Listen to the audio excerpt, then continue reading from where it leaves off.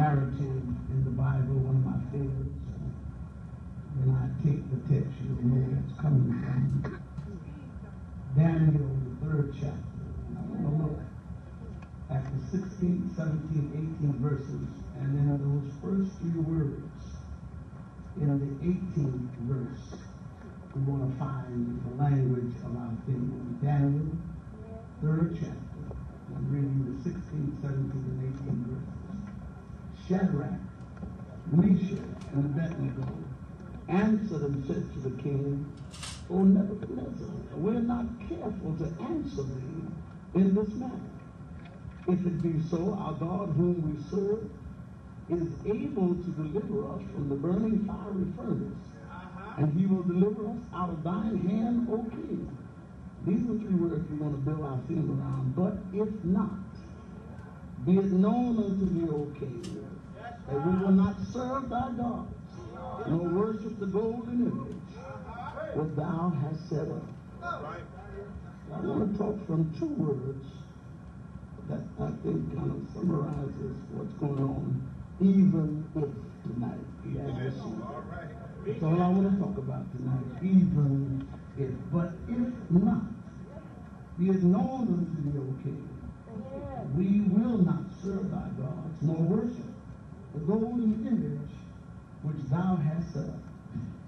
There's probably no explanation at all for when we as human beings follow plans and directions and supposedly write rules for some kind of aim. I don't care what it is in life, and still meet with failure. You know, it's like following all directions and still getting lost. It's like going by all the right things, making all the right moves that people told you, and still not succeeding. We tell our young people, go to school, get a college education, and whatnot, and you'll be able to have a good future. And many of them go and get degrees and sometimes doctorates, and are still unemployed. Still got folk out in the street who are hustling that's never been anywhere, making more money than those who thought they were taking the right road and the right pattern. And that baffles us, doesn't it? You know, we followed everything, follow the doctor's orders, follow what the lawyer told us, follow what everybody told us, and still did not achieve what we thought we should achieve. In other words, when you're told what steps to take to achieve success and you follow each step correctly and still fail in your pursuits, the frustration that you're left with is, what do I do when I do everything right and still fail? Come to church, put my money in the church, I tithe, I love everybody, I don't cause any trouble, love my pastor and wife, and the church door open, I'm there. If my choir's singing, I'm there. If I'm on the usher board, I'm there. Whatever I have to do, I'm there. And still, here's a fellow living next door to me. Every time I look, he's pulling out a new car, and I can't even keep the one I got running. And it looks like when I get through over one body of water, I got another river to cross. And when I pay one bill, another bill is made. And then you start saying to yourself, I'm doing everything right. I don't understand it. Well, that's when you realize that success is not always the result of some sure thing pattern, but rather success sometimes has to do with that which is beyond your power, beyond your help, beyond your power. And without a doubt, the experience of Shadrach, Meshach, and Abednego, and I know you know the story, I need not bore you with the details, but it's more than just 3 courageous men facing an ordeal. It's not just a simple story of faith. It's not that. But rather, if you look at it closely, utter and unconditional dependence on God. So sometimes we have to look at faith as being something unconditional. I'm going to do this because it's right. Not so much because I know everything's going to go all right for me and the sun is going to shine. I'm going to do it because it's right. I'm not going to help this cause simply because I know if I give this piece of money that tomorrow I'm going to be blessed with some money. I'm going to give this even if I don't have anything come back to me at all. I'm going to love this person even if they don't love me. Because it's easy to love folk that love you. And you can't bargain your way through life. That if I love everybody, everybody's going to love me. And if I open doors for everybody, everybody's going to open doors for me. And if I speak well about everybody, everybody's going to speak well of me. All of us would do that if we always knew that was coming back to us. But that's not what it's all about. There has to be some unconditional dependence on God. Unconditional, meaning even though they have followed all the steps, talking about Shadrach, Meshach, and Abednego, that should bring success, they kept the sacred promise of not bowing down to any other God other than the Lord God Jehovah. They remember their Sunday school lessons, thou shalt have no other God before me.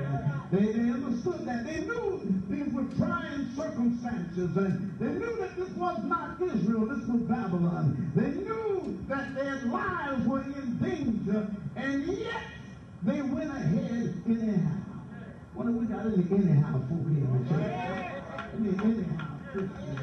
No matter what happens, I'm going on anyhow. I'm going on anyhow. No matter what they say about me, I'm going to do it anyhow. And I never allow things that might happen to me to stop me altogether doing what I think is right. You know a whole lot of folks talk about, well, I had a bad marriage, so I ain't getting married no more. I don't trust nobody. That preacher didn't do right, so I don't go to church anymore. That deacon didn't do right, so I'm sworn off all deacons. All choir members, all musicians, none of them live right because of that experience. So you can't live like that. No. Somebody knocked me down today, I'll still pick somebody up on tomorrow. You got to learn that that's what unconditional means. Loving when love doesn't come back to you. Holding on when it looks like there's no reason to hold on. Trusting when it feels as if trusting doesn't make sense. So let's just look at this. I'm not going to be long. But let's look at this. Let's look at this. If it be so, those are words to hang your hat on tonight. Our God will deliver us. But if always sets up, he may not. He may not deliver us. You know, if it doesn't rain, I'll be with you. But what happens if it rains?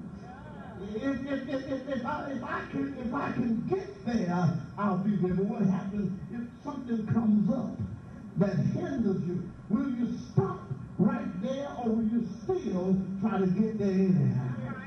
If somebody picks me up, I'll come to church. But what about if nobody picks you up? Will you try to make a way anyhow?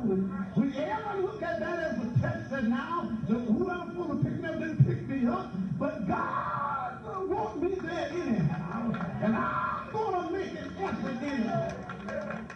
If it be so, the God I serve is able, but there's always that he may not. He may not. Thus the action declaration of intent here, the actual declaration of intent here is, if it be so, our God whom we serve will deliver. But even if, and that's what I'm hanging the message on tonight, even if he does not, because see, one thing about Shadrach, Meshach, they had a simple theology, and the Israelites had a simple theology. They knew they couldn't make God do anything. They knew that. They knew that. Sometimes we sound demanding. Come on, God, come down and see about me. I'm your child, and you can't let me down. We sound like that. But we all know God can do what God wants to do. We know that. We've been bothering God to have certain folk like us, and Lord, I want them to accept us and look like they don't, and look like things get worse. And we say, God, what's the matter? What's the matter? Can't you make that person like me? Can't you make that person understand me? And God just sits back and says, no, somehow or other, you're going to have to make it in spite of how they feel about it.